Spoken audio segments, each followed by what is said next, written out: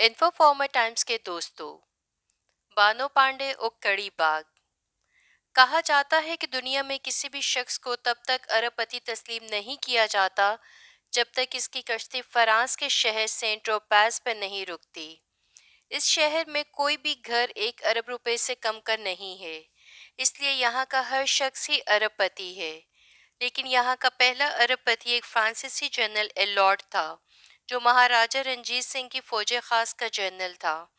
20 कमरों 20 स्वीट पर मुश्तमिल इनका बनाया हुआ महल, जिसे उन्होंने अपनी हिंदुस्तानी बीवी के नाम पर पानदाय महल का नाम दिया था, अब इस शहर का 5 स्टार होटल है, जहां पर अरबपति एक रात जरूर गुजारने की तमन्ना रखता है, ताकि वो फ्रांस और पंजाब के दरमियान परवान चढ़ने वाली मोहब्बत की उस लाजवाब दास्तान का लम्स महसूस कर सके।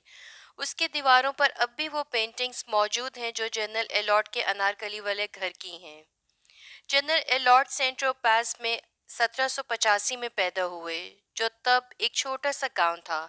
1803 में जब वो 18 साल के हुए तो उन्होंने नेपोलियन बोनापार्ट की फौज में शमूलियत इख्तियार कर ली, जहां उनकी खुदादाद सलाहियतों को देखते हुए नेपोलियन ने उन्हें खास एजाज से नवाजा।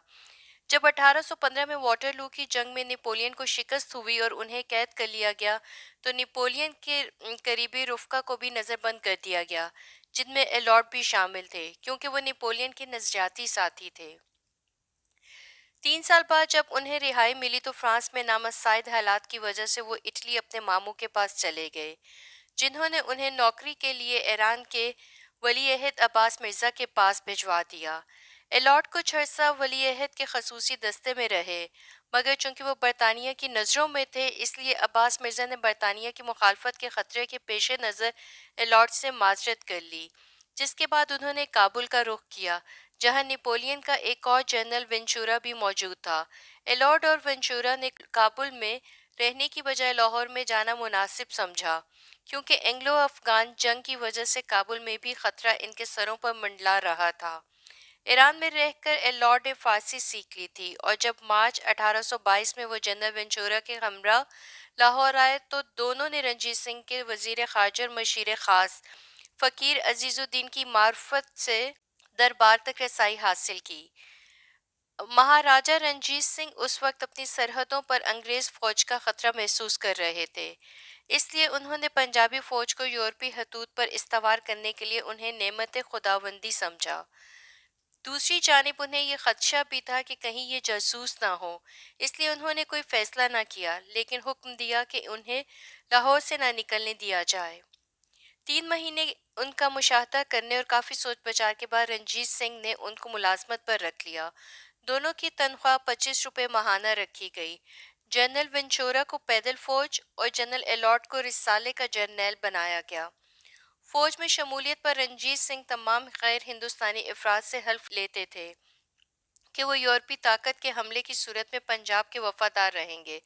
दरबार की इजाज़त के बगैर वो किसी यूरोपी हुकूमत के साथ खतो किताबत नहीं करेंगे, और उन्हें दाढ़ी रखनी होगी। वो गाय का गोश्त नहीं खाएंगे, तंबाकू नोशी नहीं करेंगे, और अगर शादी करेंगे तो हिंदुस्तानी औरत के साथ करेंगे। जनरल एलॉर्ड ने 40,000 पंजाबी फौज को तरबियत दी और उससे जदीद खतूत पर इस्तवार किया। उनकी तरबियत इतनी सख्त जान थी कि कई फौजी भाग जाते। उन्होंने कमांडोज पर मुश्तमिल एक पलटन खास और दूसरी गोरखा पलटन कायम की, जिनकी तारीफ बरतानवी जनरल एडवर्ड ने भी की कि ये एशिया की सबसे बेहतरीन फौज है। 1825 में पेशावर और डेरा जात में और फिर 1827 से 1830 के दरमियान सैयद अहमद ब्रेलवी की तहरीक जहाद के खिलाफ उन्होंने अपनी सलाहियतों का लोहा मनवा लिया। जमरूद पर अफगान बादशाह दोस्त मोहम्मद के हमले में खालिस्तान फौज के सरबराह हरी सिंह नेलवा मारे गए, तो उसके बाद जनरल एलॉर्ड ने ही पिशावर की हिफाजत यकीनी बनाई। वो हिमालय से मुल्तान तक अंग्रेज फौज के खिलाफ सीसा पे लाई हुई दीवार की तरह खड़े रहे। वो जब तक जिंदा रहे अंग्रेज फौज पंजाब में दाखिल नहीं हो सकी। उन्होंने पंजाबी फौज की वर्दी नेपोलियन की फौज की तर्ज पर बनवाई। महाराजा रंजीत सिंह जनरल एलॉर्ड पर इस हद तक एतबार करते थे कि उन्होंने अपने कमांडो दस्ते की सलारी जनरल एलॉर्ड को दी, जिसकी तादाद 6,000 थी। जनरल एलॉर्ड महाराजा के अलावा किसी को जवाबदेह नहीं थे। مہاراجہ رنجیت سنگھ اور جنرل ایلارڈ کی قربت اس وقت رشتہ داری میں بدل گئی جب مہاراجہ نے اپنے رشتہ دار اور چمبا کے راجا مہنگا رام کی 12 سالہ بیٹی بانو پانڈے سے جنرل ایلارڈ کی شادی کرا دی۔ مارچ 1826 میں ہونے والی یہ شادی دراصل اس دور میں شاہی خاندانوں میں دوستی کو رشتہ داری میں بدلنے والی ایک شاہی روایت کا تسلسل تھی۔ بانو پانڈے، جسے فرانسیسی میں پاندا کہتے ہیں، 1814 میں پیدا ہوئیں اور محض 12 سال کی عمر میں بیاہی گئیں۔ اگلے 8 سالوں میں ان سے جنرل ایلارڈ کے 7 بچے پیدا ہوئے۔ بانو پانڈے شہزادی تھیں۔ وہ پوری مشرقی تہذیبی روایت کے ساتھ جنرل ایلارڈ کے گھر آئیں تو مغرب کے جرنیل کے دل کو ایسی بھائیں کہ انہوں نے فارسی میں بانو پانڈے کی محبت میں نظمیں لکھ ڈالیں۔ ایلارڈ کی پہلی شادی سے ایک بیٹی میری شارلے تھی جو انہیں بہت عزیز تھی، جسے انہوں نے ہندوستان بلوا لیا۔ میری شارلے فرانس میں ایک نوجوان سے محبت کرتی تھی، مگر دوسری طرف وہ باپ تھا جس کی اس نے شکل تک نہیں دیکھی تھی۔ کہتے ہیں کہ شارلے ہندوستان آنے سے پہلے ایک رہبہ سے ملی جس نے اسے بتایا کہ تمہیں محبت نہیں ملے گی، ہندوستان میں موت تمہارا انتظار کر رہی ہے۔ یہی ہوا، وہ ہندوستان آئی مگر 5 اپریل 1827 کو اچانک انتقال کر گئی۔ جنرل ایلارڈ کو ان کی اچانک موت کا ازحد صدمہ ہوا اور انہوں نے 48 کینال کے احاطے میں مغل شہزادیوں کی طرح اپنی بیٹی کی قبر پر شاندار مقبرہ بنوایا اور شاندار باغ لگوایا، جس سے لاہور میں آج بھی کڑی باغ کے طور پر پہچانا جاتا ہے۔ ایلارڈ اپنی بیٹی کی اچانک موت پر سخت صدمے کا شکار ہوئے اور انہیں محسوس ہونے لگا کہ اگر انہیں کچھ ہو گیا تو ان کی نوجوان بیوی کو بھی ان کے ساتھ ستی کر دیا جائے گا۔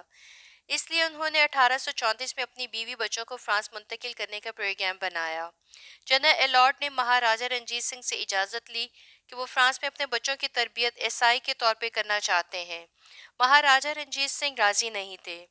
انہیں خدشہ تھا کہ ایلارڈ واپس نہیں آئیں گے، تاہم ایلارڈ نے وعدہ کیا کہ وہ نہ صرف واپس آئیں گے بلکہ فرانس سے جدید ہتھیار اور انگریزوں کے خلاف فرانسیسی بادشاہ کی مدد کا پروانہ بھی لائیں گے، جس پر مہاراجہ رنجیت سنگھ نے جانے کی اجازت دے دی۔ جنرل ایلارڈ جب فرانس گئے تو ان کی آؤ بھگت شاہی مہمان کے طور پر کی گئی۔ فرانس میں ایلارڈ اور بانو پانڈے کی شادی کی رسومات مذہبی طریقے سے چرچ میں ادا کی گئیں۔ ایلارڈ نے فرانس میں بانو پانڈے کے لیے ایک عالیشان محل بنوایا، جس میں نہ صرف ہندوستانی طرز تعمیر کو ملحوظ خاطر رکھا گیا بلکہ اس میں ہندوستان سے لائے گئے فن مصوری کے شاہکار بھی آویزاں کیے گئے۔ اس دور میں یہ سینٹ ٹروپاز کا سب سے شاندار محل تھا۔ جنرل ایلارڈ نے دسمبر 1835 میں فرانس کو الوداع کہا اور پھر دوبارہ وہ اپنے خاندان کو دیکھ نہیں سکے۔ 1838 میں انہیں پشاور میں جنرل آٹیبل کی مدد کے لیے بھیجا گیا، جہاں 23 جنوری 1839 کو دل کا دورہ پڑنے سے ان کا انتقال ہو گیا۔ مہاراجہ رنجیت سنگھ چونکہ خود بھی بیمار تھے، اس لیے انہیں یہ افسوسناک خبر نہیں دی گئی۔ پشاور سے لاہور تک ہر فوجی چھاؤنی پہ انہیں گارڈ آف آنر دیا گیا۔ جبکہ ان کی لاش لاہور پہنچی تو شادرہ سے انارکلی تک تمام راستے میں فوجی کھڑے تھے، جنہوں نے فائرنگ کر کے اپنے بہادر جرنیل کو خراج تحسین پیش کیا۔ انہیں کڑی باغ میں وہیں دفن کیا گیا جہاں ان کی 2 بیٹیاں دفن تھیں۔ ادھر فرانس میں بانو پانڈے کو ایک ہندوستانی شہزادی اور جنرل ایلارڈ کی بیوی ہونے کی حیثیت سے خصوصی رتبہ حاصل تھا۔ وہ وہاں کی اشرفیہ میں انہیں عزت کی نگاہ سے دیکھا جاتا تھا۔ کہتے ہیں کہ جب انہیں جنرل ایلارڈ کے انتقال کی خبر ملی تو وہ اس پر یقین کرنے کو تیار نہ ہوئیں۔ وہ بہت کھوئی رہنے لگیں۔ ذہنی سکون کے لیے وہ چرچ جانے لگیں اور پھر عیسائیت قبول کر کے رومن کیتھولک فرقے میں داخل ہو گئیں۔ فرانس کے بادشاہ اور ملکہ نے انہیں ایک خصوصی تقریب میں اپنی بیٹی کا خطاب دیا، جس میں جنرل ایلارڈ کے دوست جنرل ونچورا بھی تشریف لائے۔ 25 جولائی 1845 کو بانو پانڈے کی چھوٹی بیٹی فلس، جن کی عمر 10 سال تھی، وفات پا گئی۔ اپنے خاوند اور بیٹی کی بے طربِ موت کے صدموں کی وجہ سے بانو پانڈے کا دل اب اس محل میں نہیں لگتا تھا، جس کے ایک ایک پتھر پر جنرل ایلارڈ کی یادیں نقش تھیں۔ وہ ساحل سمندر پر بنے ایک گھر میں منتقل ہو گئی، جہاں باقی عمر انہوں نے جنرل ایلارڈ کو یاد کر کے گزار دی۔ کہتے ہیں وہ روزانہ شام کو ساحل سمندر پر بیٹھ جاتی اور آتی جاتی لہروں سے سوال کرتی کہ کسی نے جنرل ایلارڈ کا جہاز سمندر میں ہندوستان سے آتے ہوئے دیکھا ہے؟ جب کوئی جواب نہ آتا تو سر شام آنسوؤں کی مالا لیے لوٹ جاتی اور پھر ساری رات سمندر کی طرف کھلی ہوئی کھڑکیوں میں بیٹھے تارے گنتے گزار دیتی۔ وہ چاہتی تو ہندوستان لوٹ سکتی تھیں، مگر ایلارڈ کی خواہش کے مطابق انہوں نے بچوں کی پرورش عیسائی طریقے سے کی۔ ان کے بچوں کی شادیاں فرانسیسی اشرافیہ کے خاندانوں میں ہوئیں۔ بالآخر 13 جنوری 1884 کو سینٹ ٹروپاز میں ہندوستان کی یہ بے چین روح پرواز کر گئی، مگر ان کے مقبرے پر جانے والے محبت کا وہ کرب محسوس کرتے ہیں جو لاہور سے فرانس تک پھیلا ہوا ہے۔ فرانسیسی حکومت نے شہر میں مہاراجہ رنجیت سنگھ، جنرل ایلارڈ اور بانو پانڈے کے مجسمے نصب کیے ہیں۔ پاندائے ہوٹل میں نصب وہ تاریخ پینٹنگ بھی سیاحوں کا دل کھینچتی ہے، جس میں انارکلی میں واقع گھر میں جنرل ایلارڈ اپنے خاندان کے ساتھ موجود ہیں۔ سینٹ ٹروپاز میں ایلارڈ خاندان کی اب 5ویں نسل رہتی ہے۔ ان کا لکڑ پوتا یعنی پوتے کا پوتا ہنری پرووسٹ ایلارڈ شہر کا ڈپٹی میئر بھی رہ چکا ہے۔ وہ فرانسیسی میں لکھی گئی 3 کتابوں کے مصنف بھی ہیں، جس میں سے ایک کتاب جنرل ایلارڈ پر بھی ہے۔ محبت کی اس لازوال داستان نے لاہور میں جنم لیا، مگر یہاں کسی کو نہیں معلوم کہ کڑی باغ کی کیا کہانی ہے۔ مقبرہ انارکلی، جہاں آج پنجاب کا سول سیکریٹریٹ ہے، اسے فرانس جنرل ایلارڈ اور ان کی بیوی بانو پانڈے کے لیے بنایا گیا تھا۔ فرانس والے لاہور میں جنم لینے والی محبت کی اس داستان کو دنیا بھر کے ارب پتیوں کو بیچ رہے ہیں، اور ہم یہ جانتے تک نہیں کہ اس داستان کا تعلق لاہور سے ہے۔